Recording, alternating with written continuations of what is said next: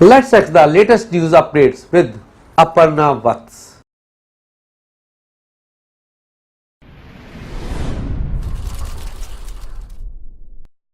Namaskar. Welcome to Friends World TV English Bulletin News. Headlines for today. Bob Hawke Memorial Service draws thousands to Sydney Opera House for very Australian celebration. PM Modi Imran Khan exchanged pleasantries at SCO Summit in Bishkek. Could China's rise to power really be peaceful and different to anything we have ever seen before? Major oil companies commit to carbon pricing at Vatican. Families wait for justice over New Zealand shooting. World Cup 2019 points table. ICC Cricket World Cup 2019 points table, team standings, ranking, net run rate. Ash Barty eyes world #1 ranking as next goal following French Open win.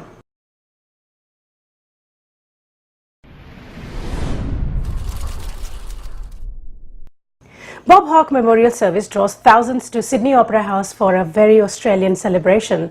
The Master of Ceremonies, former Labour Minister Craig M.O. Emerson, probably summed it up best while listing the dignitaries in attendance. Albo, ScoMo, Emo, a very Australian celebration, he told a packed Sydney Opera House. And this is a celebration, he said. Thousands of people gathered inside the harbourside icon and at its forecourt to pay tribute to former Prime Minister Bob Hawke, who died aged 89 on May 16th. Among them were Mr. Hawke's widow Blanche d'Alpuget, his family and a slew of politicians, diplomats and dignitaries.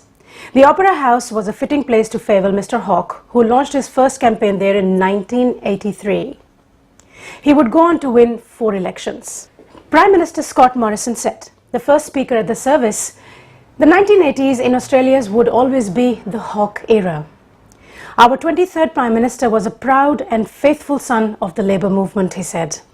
Federal leader Anthony Albanese said, Mr. Hawke was no shrinking violet and a man who wanted to protect Australia from those who sought to divide us.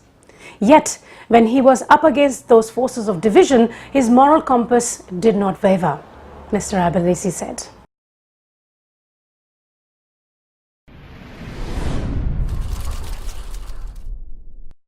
PM Modi, Imran Khan exchanged pleasantries at SCO Summit in Bishkek. The latest development could be seen as a possible thaw in the Indian-Pakistan hostilities as tensions escalated between the two countries since the Pulwama terror attack. Prime Minister Narendra Modi and his Pakistani counterpart Imran Khan exchanged usual pleasantries in the Leaders' Lounge at SCO Summit in Bishkek on Friday. Officials from both the sides have told the Indian Express. Confirming the development, Pakistan Foreign Minister Shah Mahmood Qureshi said both the leaders shook hands with each other. When asked how much they spoke to each other, Qureshi said, "I did not have a stopwatch." The latest development could be seen as a possible thaw in the frosty ties between India-Pakistan as tensions escalated between the two countries since the Pulwama terror attack on February 14 earlier this year. Before this, in June 2017, more than 17 months after Modi met Sharif in Lahore, the two had met in the Leaders' Lounge at the Opera House in Astana, where they had gone for the SCO Summit to watch a cultural performance just like today. Before landing in Bishkek, Khan had told Russian news agency Sputnik that Pakistan's relationship with India is possibly at its lowest point, and hoped Modi will use his big mandate to resolve all differences, including the Kashmir issue. While addressing the Shanghai Cooperation Organization on Friday, PM Modi said that nations supporting terrorism must be isolated. Modi, in the presence of Khan, said that countries supporting or funding terrorism must be held accountable.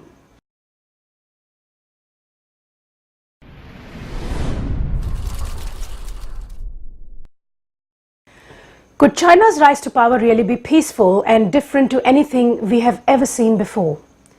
China has developed at an unprecedented rate since opening up 40 years ago, lifting some 850 million people out of poverty, and has become one of the largest contributors to global economic growth.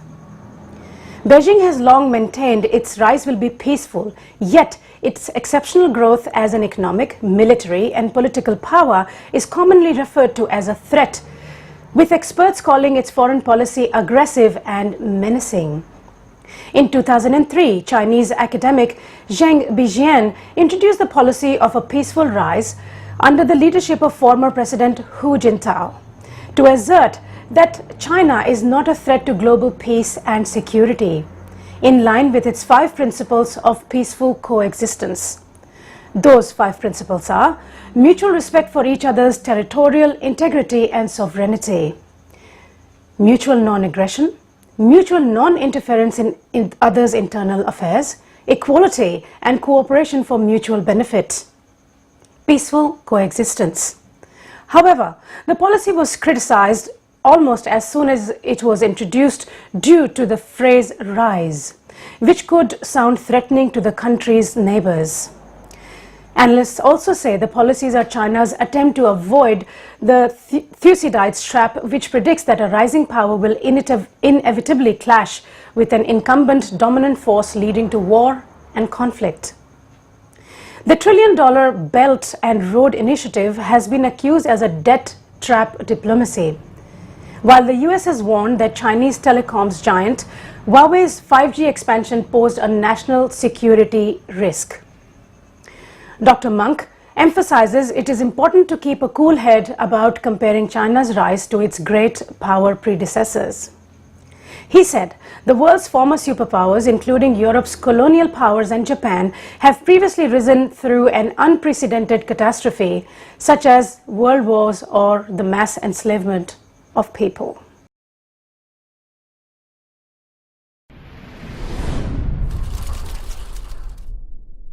Major oil companies commit to carbon pricing at Vatican.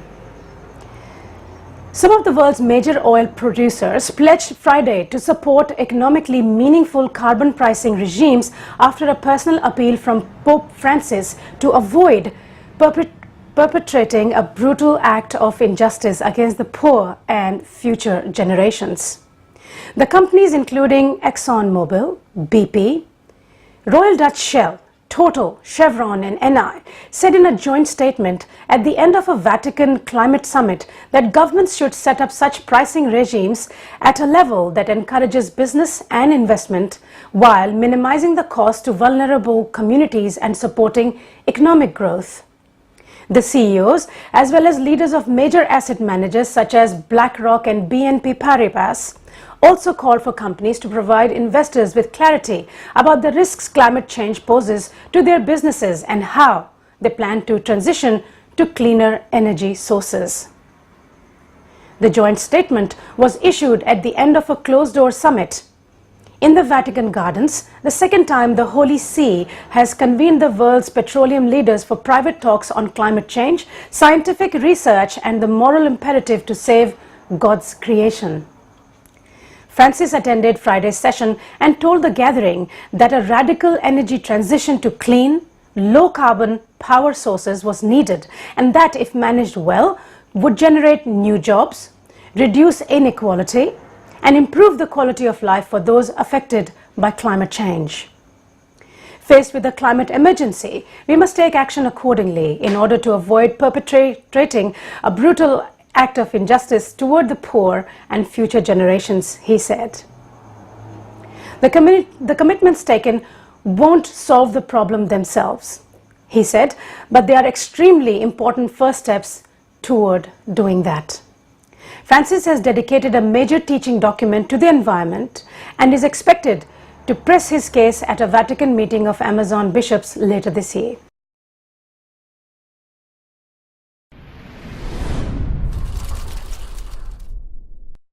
Families wait for justice over New Zealand shooting. The families of 51 people killed at 2 New Zealand mosques will have to wait a year for the Australian accused shooter to stand trial. Brenton Tarrant's lawyer entered not guilty pleas to 51 counts of murder, 40 of attempted murder and 1 terror offence over the March 15 shootings on Friday. Justice Cameron Manda has scheduled the 28-year-old's trial for May 2020. and indicated it could run for at least 6 weeks. Tarrant will become the first person in New Zealand to face trial on a terrorism charge. Survivors and families of the deceased will have to put their faith in New Zealand's legal system for justice. We are strong.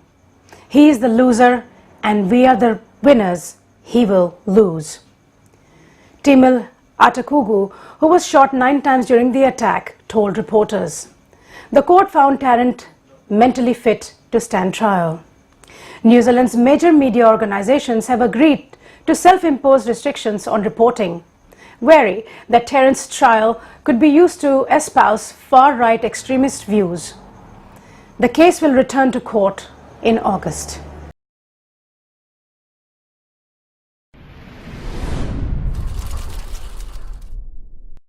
Now to sport. World Cup 2019 points table. The table of the ICC World Cup is beginning to take shape as teams start accumulating points on the board. New Zealand find themselves on top with 3 wins from 4 games, while Afghanistan holds the wooden spoon with 3 losses in as many games.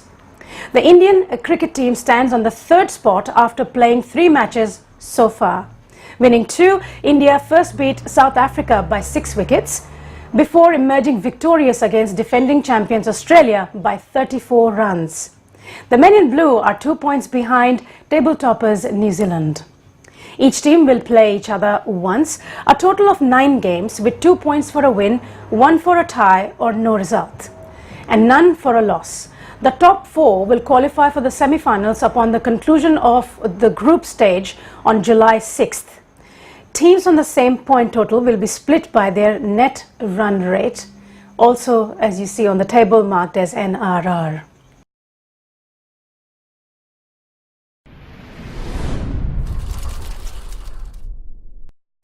Ash Barty eyes world #1 ranking as next goal following French Open win.